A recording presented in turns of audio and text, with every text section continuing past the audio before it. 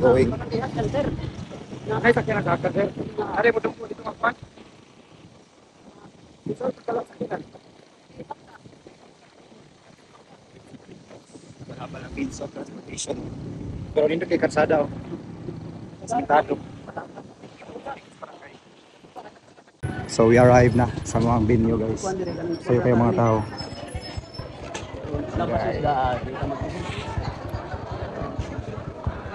Yes.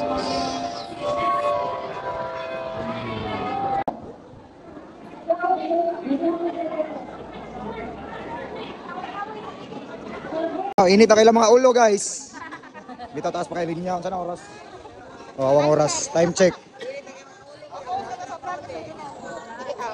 Pero ako man ang ulit niya, duha na lang. Pero matubig balay, mangita niyo kung saan nato padulong ang among bayaran. Alright guys, let me tell you about something really cool that happened in Kinatarkan, Santa Fe. So, there were these home visits to help out folks with special needs, especially those who are stuck in bed. One of the amazing ladies getting help is Nanai. Now her place is pretty remote, like super far from where they usually hand out support. The roads? Oh man, they're narrow, slippery, and totally dark. No street lights at all. Plus, it's all surrounded by thick bushes. But here's the awesome part. Big shout out to the barangay police. They totally stepped up and helped navigate those tricky roads just to make sure Nanay got the support she needed. How cool is that? Kamu, wait mo. Nagda sa motor diri wala. Na may motor sa kuhan. Ah, diri sa kuan, diri.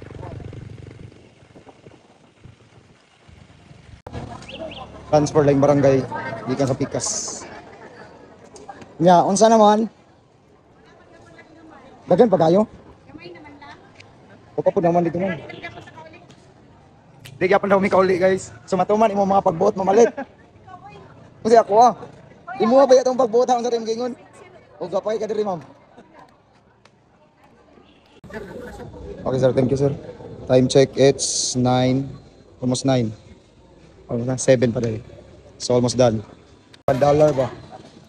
Oh guys, manghapon sa tanin nyo. Muna mo ang pagkaon, no? Sa isla. Oh, bulats. Dara, oh, mura nagwa na luya. Ito mga kaon sa mi guys. Happy eating.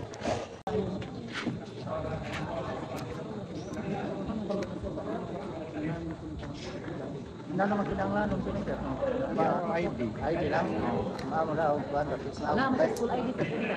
Oh, validated this year. Enrolled siya karon. Kung ko ni pa-certify na lang nato ni CAP. Nang siya case sa sir. Ana sa okay na PC. Kamo ra gyapon mo balik sir. Ba depende sir kung available.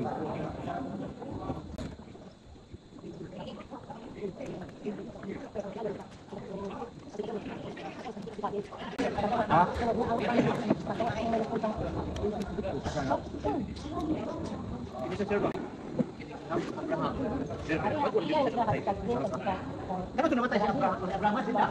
Babay buwan. Papa, okay buwan. Pero may certificate mo sa kanya. Pero na-print wala. Wala. Pero ano pasama?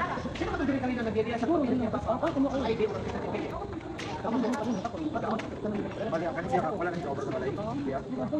Kita siya. Pero kung hindi pa plana. Siguro mga apo na lang sila kuyo.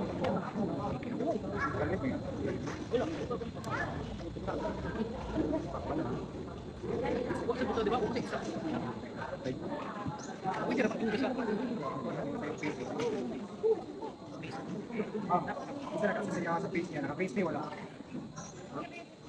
May si Abraham naka-page niya, nakakita niya. Wala ka rin ito. Ha?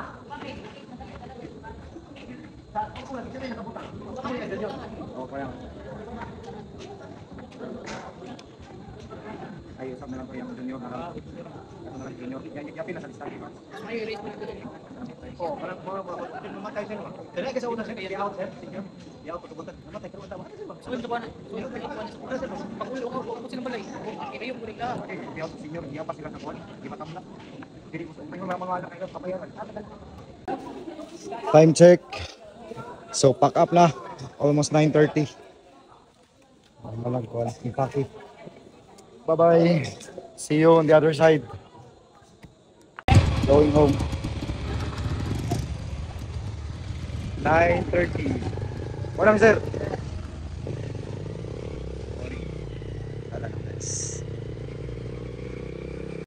Time check guys. Almost 10 na. Napamidireon sa aling barangay guys. Barangay Langob diri sa Kinatarkan Island. Oh, while waiting, mahuman sila, mga makauban. Na sila i-facilitate.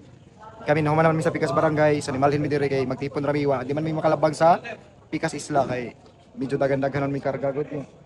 Basin og kuan ba. So, ari sa aming mo stay mag-overnight lang sa no, ambot asa ni basig sa balas pero magigda ni. Mag-camping nga ni may pag nagdatag tent. Magsining lagi taron. Kunya ko kindagat. Ano pa? Ato na lang ta dito.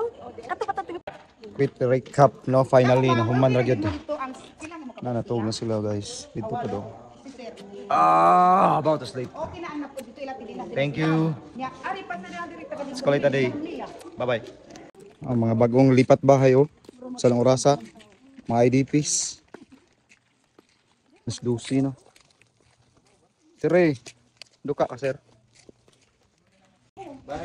Bahay ni Sir Ray. Ipasok na mo guys.